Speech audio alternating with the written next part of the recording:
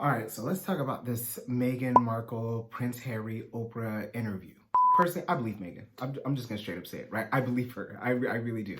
And it is actually very frustrating to see that there's this argument being made that you don't have the right to choose who's in your life. That if something is going wrong, you're the worst person in the world for ghosting them. You're the worst person in the world for not accepting the way they treat you and kind of just putting up with it. Really quick, my name is Estefa Francisque. I'm a licensed clinical social worker. I probably should disclaim that I'm not here to diagnose anybody or anything like that. I'm just making some personal observations based on the information that is out there. And I want to look into some insights. There's some things that we can learn from this interview, and it can teach you things about relationships, about family, about dynamics that you can use in your own life to improve your own situation. So the first thing about this interview is this interview can teach us a lot about narcissistic abuse and toxic families. And chances are you might be here because you might be able to relate to Duchess, Meghan, and Prince Harry a bit. And maybe there's a situation in which you feel trapped, in which you feel unheard, in which you feel disrespected, in which you feel anything you say is kind of twisted and used against you. Maybe there's some narratives being put out there about you that are untrue and definitely are unhelpful and are causing you yourself a lot of stress. A few points. So the first thing, let's talk about gaslighting, right? Because Prince Harry and Meghan have definitely been victims of gaslighting and kind of continue to be. A quick definition of what gaslighting is. Gaslighting is when somebody is doing something to you, and when you speak up and when you try to point out what is being done, often with the intention of repairing the relationship and moving forward, the person simply denies your reality, right? They simply say, no, that's not true. That's not what it is. It must be something else. It's this, it's that. They kind of find every excuse in the book. And this is what has happened to them often and is what is continuing to happen. So for example, when Meghan mentioned that in the beginning, they told her, don't speak out, don't defend yourself, don't do anything because we're going to protect you. And so they kept sending her this message, we are protecting you, we are protecting you, we are protecting you, when in fact it was the opposite that was happening. They were allowing her to be thrown to the wolves. And so this is an example of gaslighting. The perfect way to define gaslighting is the story that originated what gaslighting was. It was a story of a man who kept adjusting the gas lights in the house until he drove his wife to insanity, because he would change the brightness and then she would say like, oh, is it dark in here? And he's like, no. Or is it bright in here? He said no. And so he would do things to her and then deny it until she literally went insane. And so this is kind of what's been happening here. And one could argue that they're doing this interview now because they probably face a point where it's either they speak their truth, either they separate from this family in order to try to maintain their sanity, or, you know, it was all just going to go very bad. Just like she mentioned in the interview with how difficult her issues with mental health were becoming as a result of this experience. So the first thing that you can see in a toxic situation or a toxic family or a toxic community is gaslighting, where when you're saying something is going on, your reality is just constantly being denied or contradicted. Here's the thing. We can disagree about things, but nobody can tell you what your experience is. And if somebody's going to deny that, then you probably just shouldn't have that person in your life. All right, so the second point I want to talk about is this acceptable narcissistic abuse that is taking place, right? Because the things that they're talking about going on in their family, if this happened in any other family, our jaws would be on the floor. We would be horrified. We would tell them to get out of there. But somehow we feel like the rules are different because this is a family of royalty. This is a family of celebrity. But the thing is, what we have to look out for is what a society trying to make narcissistic abuse acceptable. One thing that's notable is a lot of the criticism that they, and especially Meghan specifically, have received as a result of their interview and as a result of her lifestyle. You probably have heard about Piers Morgan and all the stuff that was going on with him, but he constantly kept reiterating that something must be wrong with her because she keeps cutting people out of her life. She keeps cutting friends out of her life. She keeps cutting family out of her life. And the thing is, I like to say that there must be a reason for that. There are much worse things you can do in the world than cut somebody out of your life because you feel like you are not aligned, you're not moving in the same direction, the dynamics are unhealthy, or just because you don't feel like it, right? Like you hold that right. And it is actually very frustrating to see that there's this argument being made that you don't have the right to choose who's in your life. That if something is going wrong, you're the worst person in the world for ghosting them. You're the worst person in the world for not accepting the way they treat you and kind of just putting up with it.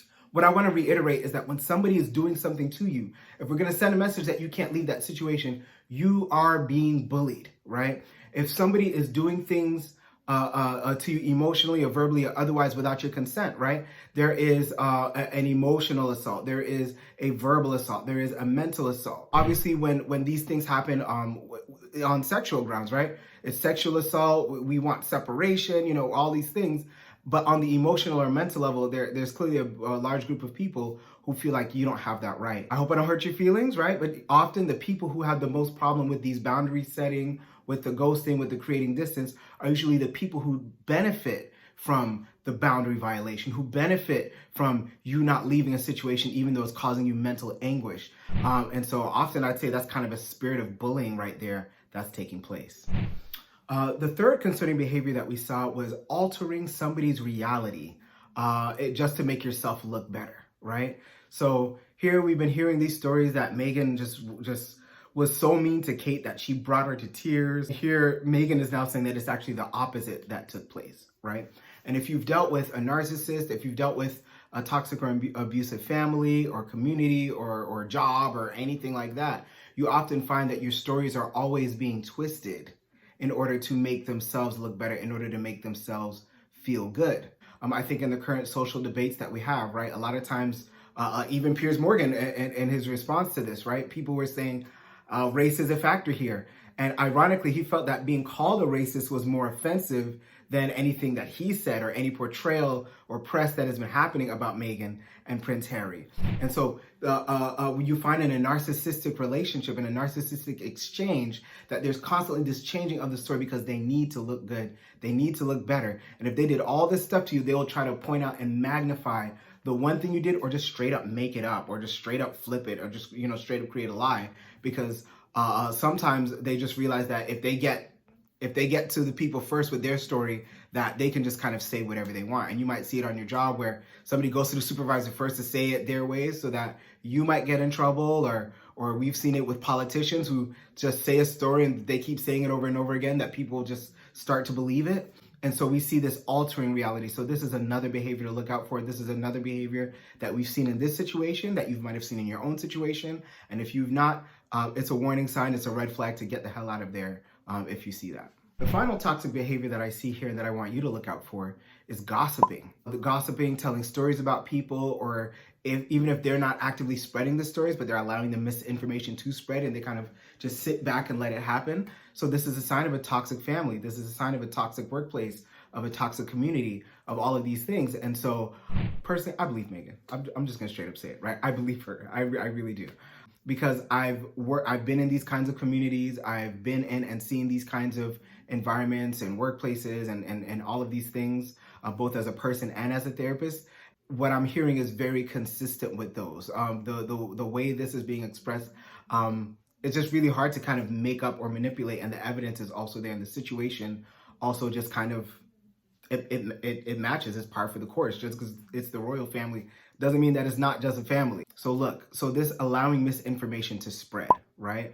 There are crimes of commission and there are crimes of omission.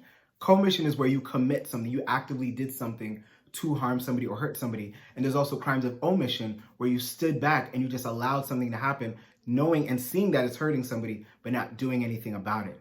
And I think there's kind of this belief almost that as long as it's something of omission, they didn't do anything, that they're innocent, that people are innocent, and that couldn't be further from the truth, right? If you have a friend, if you have an authority, if you have a relative, if you have a partner, anybody in your life that is just letting misinformation be spread about you, letting your story be twisted, they don't love you. They don't care about you. They might even want harm to come to you for whatever reason. And so we need to kind of shift our thinking that it's not just because somebody, you know, committed violence against somebody or said violent words to somebody, that is the only way that a crime or kind of a sin can be committed. But by standing by and not intervening or just allowing it to happen, this is a problem as well. And so there's definitely been that within this royal family. They let a lot of things be spread. I'm not a celebrity. I've never been in a position of power like that. But I do know that often you want to send a message to the world that your family is off limits, that your people are off limits. This is why When an American gets killed, right, overseas, they do an airstrike, they do something because they want to continue to send this message into the world that you don't touch Americans. And you would expect the royal family to do the same, but it seems to only apply to those who are closer to the throne. So to wrap up, gaslighting, alternate reality, allowed narcissistic abuse, gossiping, GAAG, because what happens is in these families, they seek to gag you. If you don't want to work in the situation, if you don't want to work in the dynamic, if you want to improve your life or kind of rise above maybe where they are or you know the box that they've placed you into, they will gag you, right? They will gaslight you. They will create an alternate reality around you. They will engage in allowed narcissistic abuse. They will gossip or allow gossip to spread. And so I want you to look out for these signs in your own life, right? Look for it in your family, look for it in your friendships, your relationships, your friend group, your church, your job, kind of wherever you are, and notice, do you see these behaviors? And if you see these behaviors, what changes can you make in your life and the people around you so that you can truly be healthy and live well, right? I don't think it's a coincidence that they named their organization Archwell, because I think it was their way out of this unhealthy situation so they can land on their feet. So I hope that this was helpful to you. Feel free to share your thoughts in the comments, and I will see you next time.